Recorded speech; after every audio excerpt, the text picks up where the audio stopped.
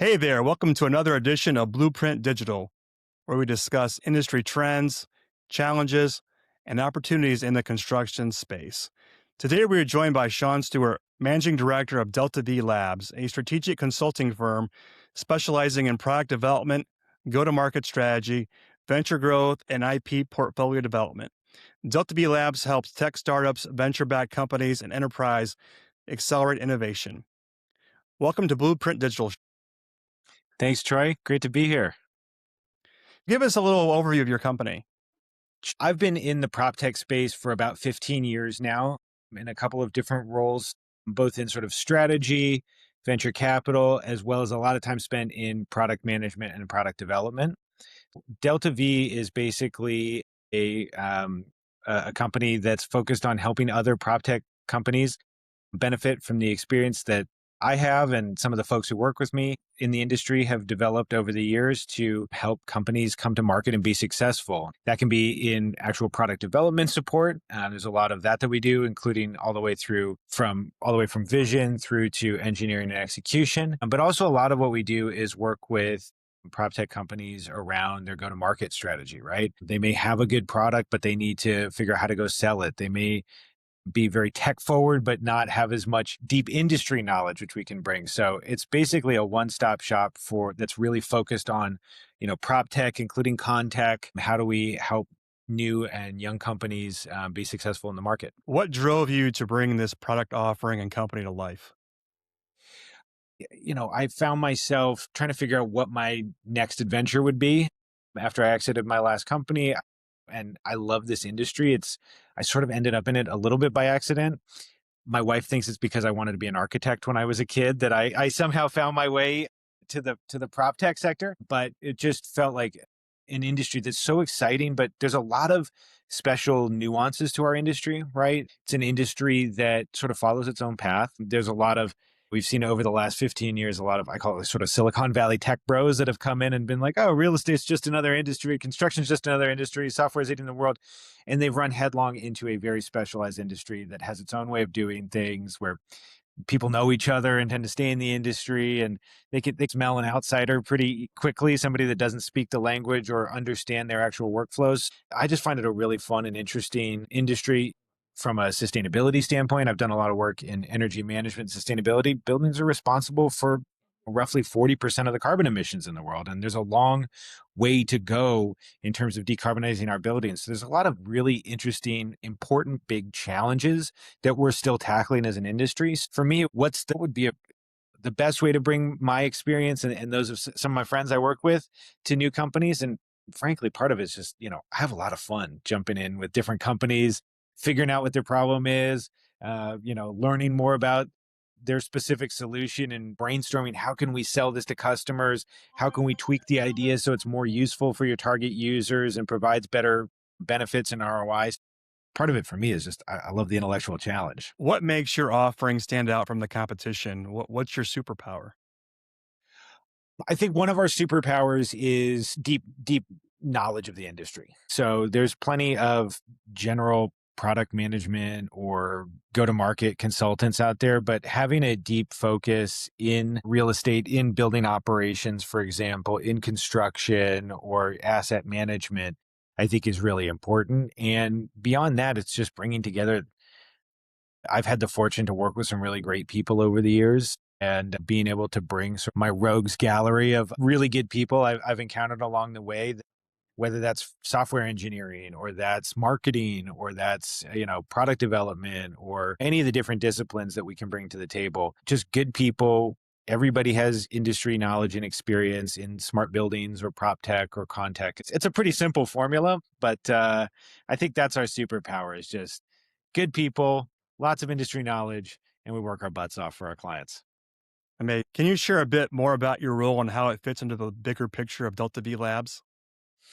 Delta V is sort of my baby. I founded it, and I'm the managing director. So that means, I do a lot of direct engagement with clients. I'm also responsible for our business development and generating new clients, which I do primarily through my network and through referrals. We're not a massive shop, so wear a lot of different hats. And that's comes from my experience in early stage startups as well. It's not just value I bring to my customers, but I set up all of our IT and tech infrastructure. Manage the website. I manage our socials. In coordination with a few other folks as well. Sort of a jack of many trades, but primarily it's about leading the consulting engagements with our customers and developing new business. There's been a roller coaster ride with the real estate the last couple years. Yeah. Interest rates are up. Now they're starting to ease again. People are holding onto their homes and aging in place versus moving to Mhm. smaller facilities. What major shifts are you seeing in the industry right now? And how are those trends impacting your business or growth strategy? It's a great question. I think there's a lot of different sort of mega trends we could look at. And we tend to, in my group, think about commercial versus residential as a pretty logical split for thinking about things. And I think on the commercial side, myself and a lot of the folks I work with have a lot of experience on the commercial side of house, especially. We do work with both residential and commercial prop tech startups, but the interest rate situation has been a really interesting one, right? So if we take it back even a little bit further to like the RTO right after COVID, people are coming back to the office. Interest rates are still really low. Everybody, every asset owner, every operator is trying to figure out what is the future of office? How do we get people back into these assets? How do we get buildings leased up? How do we get utilization up? And so there was a kind of a bit of a bonanza for about 18 months of people, especially if you're in the smart building space, the energy management space, amenities, et cetera. People were looking for solutions. There were large, innovation budgets, RTO budgets, that sort of thing. And so the upside of that was there was a lot of innovation happening. There was a lot of people trying new things. There was a lot of owners and operators trying new technologies that they might have been hesitant about before or taking a more conservative approach to because they're like, it's a new set of rules. We got to try new stuff. So that was all really good for the industry. I think one of the downsides in retrospect was that there were a lot of people who made good money during that time selling a lot of products and mistook that for product market fit, right? Thought, oh, well, I'm making a lot of sales. I must have cracked it. My product is done. I'm ready to go. We're good, right? But we know that real estate, especially, is really interest rate sensitive, right? So all of a sudden, we come into late 2022, interest rates start shooting up, inflation is shooting up, and all of a sudden, all those innovation budgets disappear, right? Everybody's tightening belts on the customer side. They're saying everything has to come out of operating budget now. If it doesn't show a clear line to net operating income, I don't want to hear about it, right? And so there was sort of this reckoning in a lot of parts of the prop tech industry where even companies that had been making a lot of money suddenly found the sales drying up, contracts not being renewed. They're where they were closing 10, 20, 30 deals a quarter. Suddenly they're closing 3, 5 deals a quarter. And what basically was shook out in the end was that there was a lot of really good experimentation, but not everything was a finished product, right? Not everything had product market fit. Not everything could survive a tighter interest rate environment. So that led to a consolidation across different sectors of prop tech. A lot of firms went out of business or were acquired or had to scale down their ambitions. And so I tend to see that these sort of boom and bust cycles, there's negatives to them, right? People lost jobs, companies folded, et cetera. We never like to see that.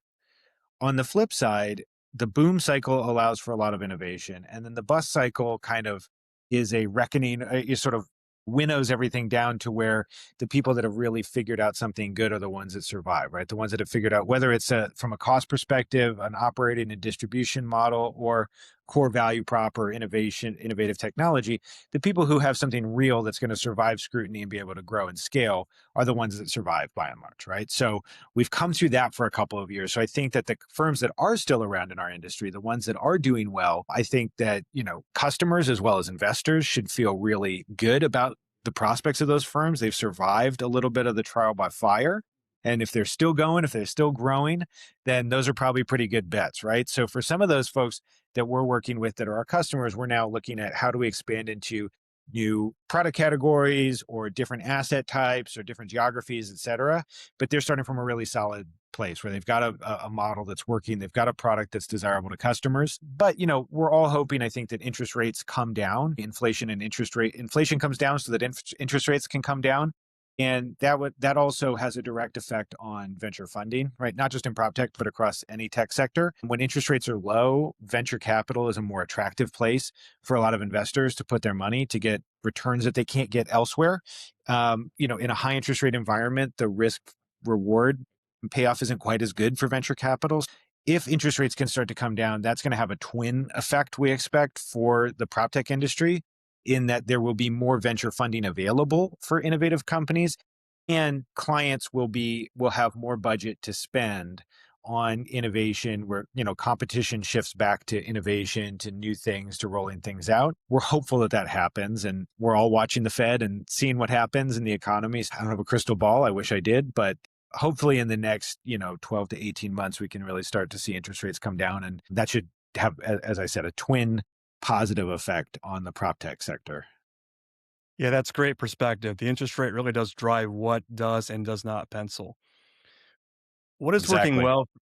What is working well for you right now, and what's been frustrating? Ooh, good question. What's working well, I would say, is my network and people in the industry, right? Especially prop tech, con tech, real estate, et cetera. People tend to stay in the industry for a long time. When I got here 15 years ago, I don't think I predicted I would still be in this specific industry 15 years later, but here I am for a variety of reasons, as discussed earlier. A lot of the people that I've met along the way, whether on the owner operator side, the client side, or in on the venture side, or in startups and tech companies, a lot of folks have tended to stay in the industry. So um, you know that can be a negative sometimes. If people can be a little clicky and closed off to new ideas, especially if they're coming from outsiders. So part of my job with some of my customers is to provide that industry experience, but also maybe a little bit of validation to walk them into some conversations to say, I know you don't know these guys yet, but trust me, you know me for a long time. These guys are great, and you should really listen to what they have to say, and try out their product and pilot it, et cetera. But by and large, I think it's really positive. The strong industry connections we have, different groups that people join, conferences where you can see people year after year, catch up with them, and just that sort of camaraderie that happens within our industry. I think that's something that's working well, especially when times are tough and people are facing real challenges on both sides of the equation. Having strong networks where you can, people that work on the customer side, people that work on the tech side, people that work on the investment side can all sit together and they know each other, and we've done deals together and done business together, and maybe had a few beers together at some of these conferences. That makes it easier, pull together and figure out what we can do to move the industry forward, how we can bring more innovation in. So I think that's something that is really positive. I think something that's frustrating for me is we're starting to see, especially with AI becoming easier to deploy, more commoditized. It's got a tremendous amount of potential. But I think we're starting to see a trend from 10 years ago when a lot of people from outside of the industry came in with certain assumptions about, oh, if I just bring this new technology. 10 years ago, it was cloud computing and IoT.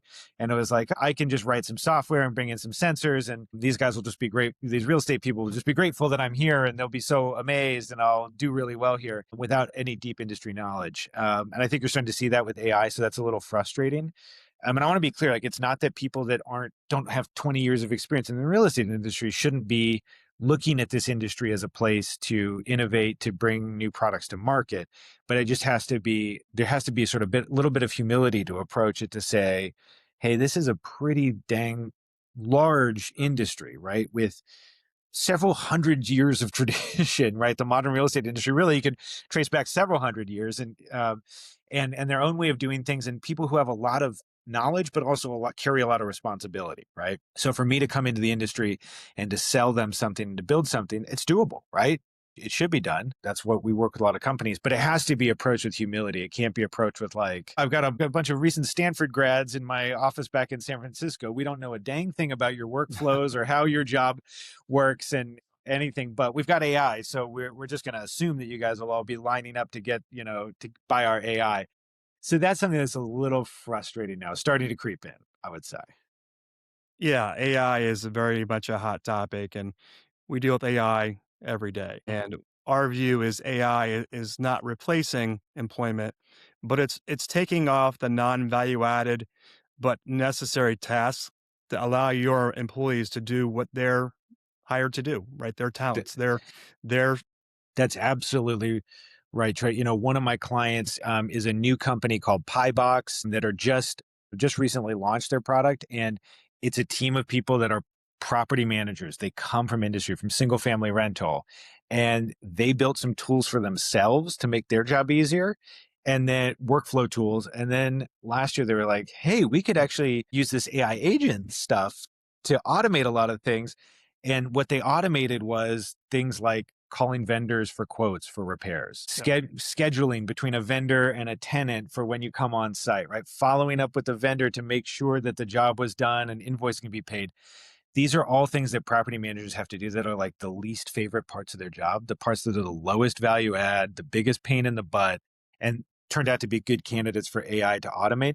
And so these guys then turn that into a company and they're now launching that because like it worked so well for us, we're gonna bring it out here. But that's exactly the type of innovation where there's low hanging fruit to really add value quickly with AI. So yeah, it's just funny you said that because that's exactly what some of the best companies I'm seeing right now are doing in our space. If you think about the markets you serve, what does the year ahead look like for you in Delta V Labs?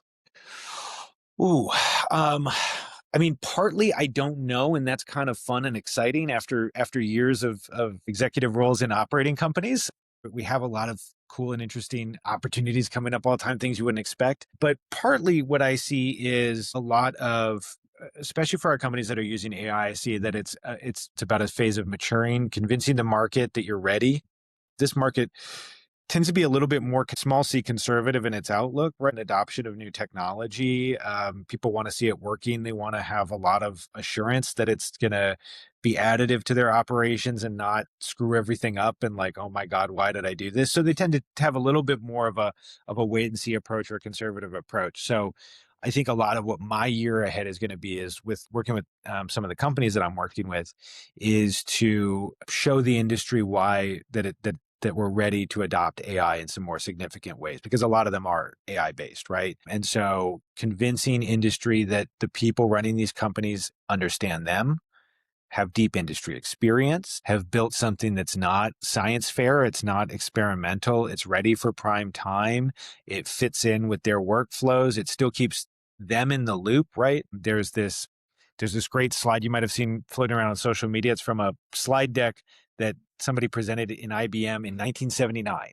And the slide says a computer should never make a management decision because a computer can never be held accountable for a management decision, right? So, how do we show industry of like, for the key decisions, you are still in the loop. We're actually making you better. We maybe are taking out a lot of the worst parts of your job, but fits into your workflow and still keeps you in control and making those key management decisions. So basically, I think a lot of it's going to be showing industry that we're ready for prime time with some of these new agentic AI and automation tools. Where do you want to be in 6 or 12 months? Retired on a beach in Antigua, but Beyond that. where do I realistically want to be? I think part of the one of the fun parts about working with a lot of different companies again is not knowing exactly, but where I would love to be is that a lot of our, we've been doing this for about a little over a year now.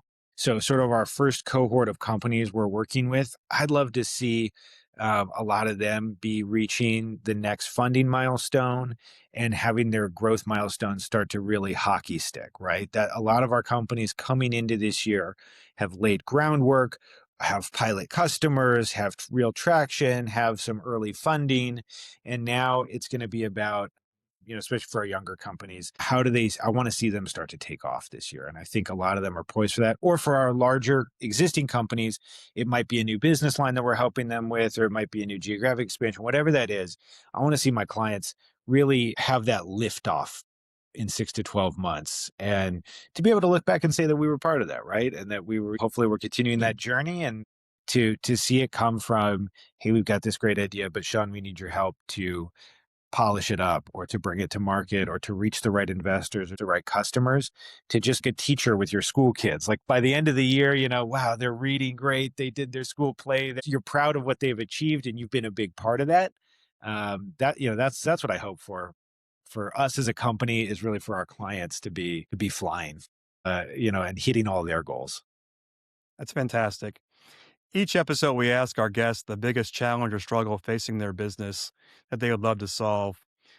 What's the biggest challenge that's holding you back or slowing you down? Ooh, I don't know about the biggest challenge holding us back. I mean, I guess I would say that hanging out your own shingle and starting your own company and being an entrepreneur, whether you're creating a tech startup or a new consultancy, is not for the faint of heart. And I think that, so there's a risk appetite as well. But I think especially for people who, I've got a family, people that rely on me, et cetera. It's a big leap of faith. And so I wish that we had more support system in this country for small businesses, for entrepreneurs, right? That it was maybe easier to more affordable to get healthcare for small business owners and entrepreneurs. That there was more of safety nets or making it easier to launch your own business or to have alternate ways that we support, prop up small businesses because I'm very conscious of the fact that despite all the risks that I took in starting hanging out my own shingle and starting my own company, I've been very blessed along the way, right? I've done well in my career. My wife is, fantastic professional with a very successful career of her own. We've got a lot of advantages, and it was still risky and tough for me. So I think about a lot. How many other great entrepreneurs are we missing out there because they didn't have access to resources? They didn't have the ability to quickly get in front of investors and get some money coming in, or to quickly get in front of enterprise customers and get some revenue rolling in. And they just looked at that and said, maybe they were super talented and had fantastic ideas or technology, but they couldn't afford to hang their own shingle. They couldn't afford to start their startups. I think maybe that's a big macro answer, and that's probably a whole long conversation about all the different ways we could support entrepreneurship and small business more in this country. But I think providing more opportunities and more safety nets for people that want to get out there, because I think small businesses are the lifeblood of the economy, and entrepreneurs are the ones that drive the most innovation in whatever sector you're in. I would love to see more support for entrepreneurs. Fantastic. Hey, Shaun, it's been great having you on Blueprint Digital. I enjoyed it very much. I hope you did as well. Had a blast, Troy. I'll come back anytime you want, man. Fantastic. Hey, thanks for all those that are watching or listening. Until next time, I'm Troy Mann with Ascent Integration Partners. Remember, the pace of change in the market is getting faster every day. Adapting to change is not a requirement, but neither is survival. Rise above with Ascend. Thanks so much and take care.